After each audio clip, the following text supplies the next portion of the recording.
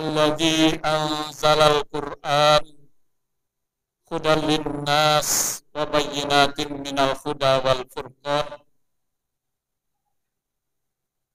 Asyhadu an la ilaha illallah wahdahu la syarika lah, lahul mulku wa lahul hamdu yuhyi wa yumiitu wa huwa ala kulli syai'in qadir. Wa asyhadu anna Muhammadan abduhu wa rasuluh, sahibud da'wah wal irsad wal fatwa. Wassalatu wassalamu ala rasulillah wa ala alihi wa man tabi'ahu wa mawala. Allahumma salli wa sallim wa barik ala Muhammadin wa ala alihi wa sahbihi ajma'in. Amma ba'du fa ya ibadallah, usikum wa nafsi wa iyaya bittaqwallah faqad fazal muttaqun. Qala Allah ta'ala fi kitabihil karim, a'udzu billahi minas syaitonir rajim, bismillahirrahmanirrahim. Ud'u ila sabili rabbika bil hikmah wal mau'izatil hasanah wajadilhum billati hiya ahsan. Shadaqallahul adzim wa sadaqa rasulihil karim. Masyarul muslimin sidang Jumat rahimani wa rahimakumullah. Puji syukur kita panjatkan kepada Allah Subhanahu wa taala. Salawat dan salam juga kita haturkan kepada baginda Rasulullah Muhammad sallallahu alaihi wasallam. Hari yang penuh dengan kemuliaan yang kita kenal dengan Sayyidul Ayyam, penghulu hari-hari lainnya, kita jadikan sebagai momentum untuk senantiasa menjaga, memelihara, meningkatkan keimanan dan juga ketakwaan kita kepada Allah Subhanahu wa taala. Karena kita pahami betul bahwa kemuliaan seseorang bukan karena status sosialnya, bukan karena kedudukannya, bukan karena hartanya, bukan karena rupanya, tapi karena ketakwaannya kepada Allah Azza wa Jalla. Inna akramakum indallahi atqakum. Tema khutbah Jumat kita hari ini saya sampaikan tentang tuntunan iman kepada Al-Quran. Hadirin sidang Jumat rahimani wa rahimakumullah. Kita pahami bersama bahwa salah satu keimanan yang harus kita imani sebagai seorang muslim, sebagai orang yang beriman, adalah beriman kepada kitab-kitab Allah. Dan salah satu kitab Allah itu adalah Al-Quran. Hasil sidang Jumat rahimani wa rahimakumullah. Beriman kepada Al-Quran tidak cukup hanya sekedar percaya bahwa Al-Quran itu kalam Allah. Tidak cukup hanya sekedar percaya bahwa Al-Quran itu kalam Allah yang diturunkan kepada baginda Rasulullah sallallahu alaihi wasallam melalui malaikat Jibril. Tidak cukup. Karena Rasulullah sallallahu alaihi wasallam dalam satu hadisnya mengatakan, ketika ditanya mahwal iman, Rasulullah menjawab, al-imanu tasdiqu biqalbin wa iqrarun bil lisan wa amalun bil arkan. Yang namanya iman itu adalah sesuatu yang diyakini di dalam hati, diikrarkan dengan lisan, dan diamalkan dalam kehidupan sehari-hari. Begitu kita menyatakan diri beriman kepada Al-Quran, ada tuntutan yang harus kita lakukan sebagai bentuk keimanan kita kepada Al-Quran. Setidaknya ada 5. Yang pertama adalah al-unsu bihi, merasa dekat dengan Al-Quran atau akrab dengan Al-Quran. Kemudian yang kedua, tarbiyatun nafs bihi, mentarbiyah diri kita dengan Al-Quran. Yang ketiga, at-taslimu li ahkamihi, yaitu menerima dan tunduk kepada hukum-hukum yang ada di dalam Al-Quran. Perintahnya dikerjakan, larangan-larangannya ditinggalkan. Kemudian yang keempat adalah ad-da'watu ilaihi, menyuruh orang lain untuk tunduk dan patuh juga kepada Al-Quran. Dan yang kelima adalah iqamatuhu fil ardh, menegakkannya di muka bumi. Hadirin sidang Jumat rahimakumullah. Inilah bentuk konsekuensi ketika kita menyatakan beriman kepada Al-Quran. Tuntutan yang pertama adalah al-unsu bihi, ya, akrab dengan Al-Quran, dekat dengan Al-Quran. Hadirin sidang Jumat rahimakumullah, ada dua jalan bagaimana supaya kita bisa akrab dengan Al-Quran. Yang pertama adalah ta'allamuhu, mempelajarinya, dan yang kedua adalah ta'limuhu, mengajarkannya. Baginda Rasulullah SAW bersabda dalam satu hadis, khairukum man ta'allama al-Quran wa 'allamahu. Sebaik-baik kamu adalah orang yang mengamalkan Al-Quran dan mengajarkan, mempelajari Al-Quran dan mengajarkannya kepada orang lain. Hadirin sidang Jumat rahimani wa rahimakumullah.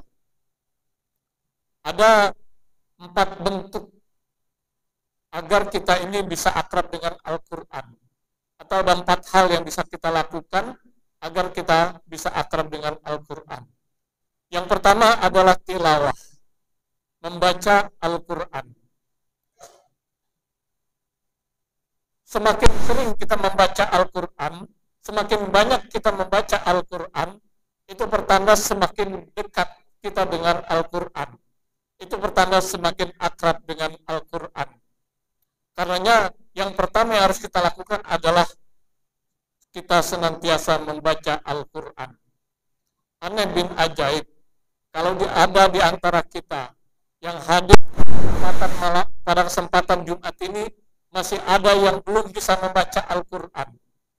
Saya yakin-yakinnya bukan tidak bisa membaca Al-Quran, tapi tidak mau belajar untuk bisa membaca Al-Quran. Karena Al-Quran itu sangat mudah untuk kita bisa baca.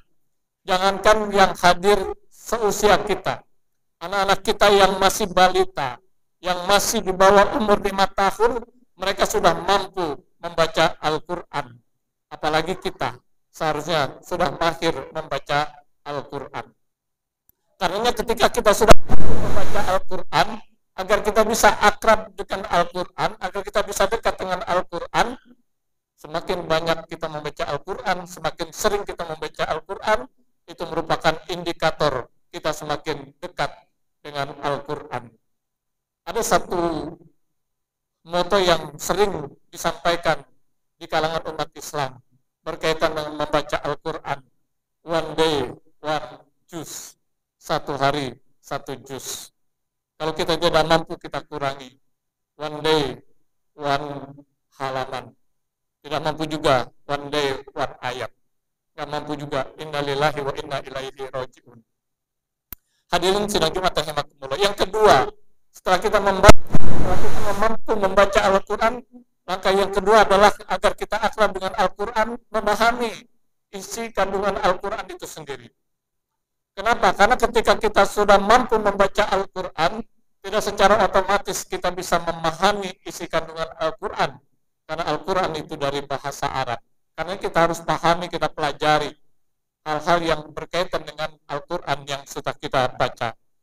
Kemudian yang ketiga adalah tatsbikon, yakni melaksanakannya, mengamalkannya dalam kehidupan kita sehari-hari, dalam setiap aktivitas kita sehari-hari. Apa yang sudah kita baca, kita amalkan. Kalau itu perintah, kita kerjakan. Kalau itu larangan, kita tinggalkan.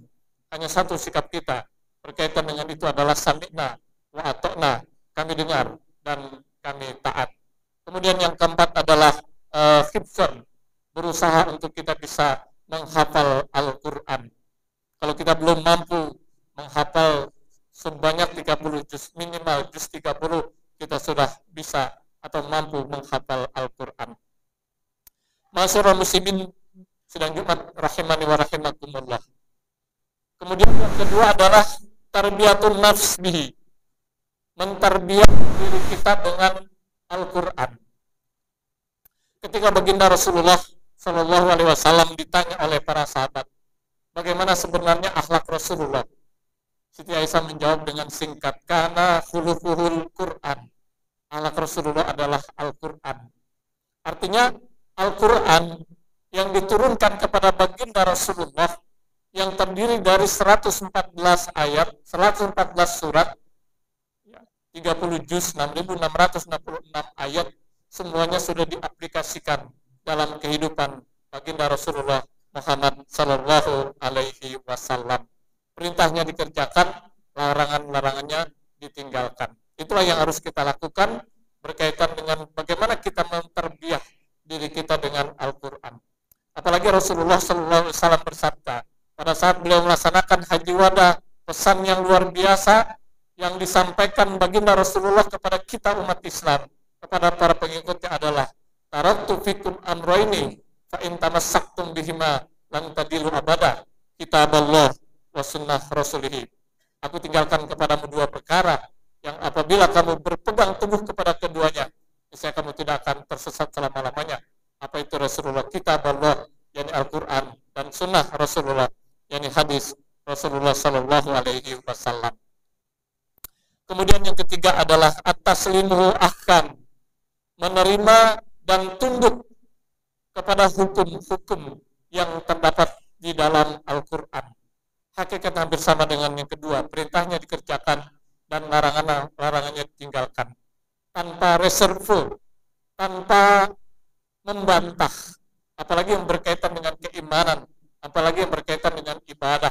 Hanya satu, sami'na wa ata'na, kita laksanakan, kita kerjakan.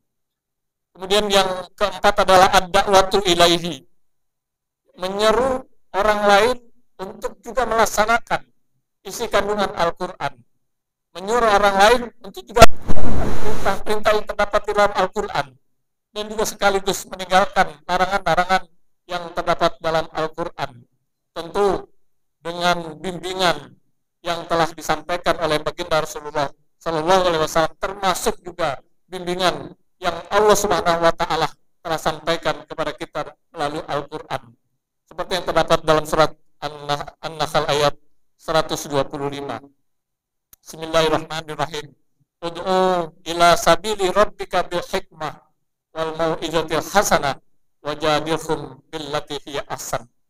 Ud'u sabili rabbik, ajaklah ya mereka kepada jalan Tuhanmu bil hikmah, dengan hikmah, wal mau'izatil hasanah, dan pelajaran yang baik, wajadilhum billati hiya ahsan, dan berdebat juga dengan cara-cara yang baik.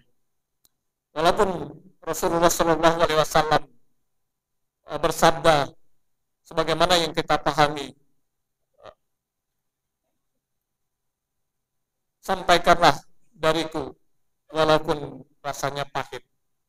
Meskipun demikian, baginda Rasulullah melalui hadis-hadis yang beliau sampaikan maupun melalui ayat-ayat Al-Quran dibimbing oleh Allah Subhanahu Wa Taala bagaimana cara kita menyampaikan ayat-ayat Al-Quran, perintah-perintah maupun larangan-larangannya dengan cara hikmah, dengan cara mau'izah hasanah, dan dengan cara wajadilhum billati hiya ahsan, seperti yang terdapat dalam surat An-Nahl ayat 125. Ma'asyiral muslimin sidang Jumat rahimani wa rahimakumullah. Kemudian yang kelima adalah iqamatuhu fil ar, yakni menegakkannya di muka bumi ini. Salah satu kewajiban yang Allah Subhanahu Wa Taala perintahkan kepada kita dari sekian banyak kewajiban yang disyariatkan Allah dan Rasulnya kepada kita adalah bagaimana kita bisa mendakwahkan Islam, mengajak, menyeru, memanggil orang lain kepada Islam. Tentu sebagaimana juga yang disampaikan oleh baginda Rasulullah berkaitan dengan dakwah ini, yakni balighu anni walau ayah, sampaikanlah dariku walaupun hanya satu ayat. Artinya dakwah dalam arti yang luas. Dakwah bukan hanya dipahami berdiri di atas mimbar berhadapan dengan orang banyak, itu salah satu bagian daripada dakwah. Tapi dakwah bukan hanya itu. Dakwah kita bisa lakukan kapan saja, di mana saja, dalam keadaan bagaimanapun juga. Dakwah juga kita bisa laksanakan sesuai dengan kemampuan yang ada pada diri kita. Kalau kita punya harta, kita bisa berdakwah dengan harta. Kalau kita punya ilmu, kita bisa berdakwah dengan ilmu. Kalau kita punya tenaga, kita bisa berdakwah dengan tenaga. Kalau kita ahli seni, kita bisa berdakwah dengan seni. Kalau kita ahli berniaga, kita bisa berdakwah dengan niaga. Kalau kita ahli politik, kita bisa berdakwah dengan politik.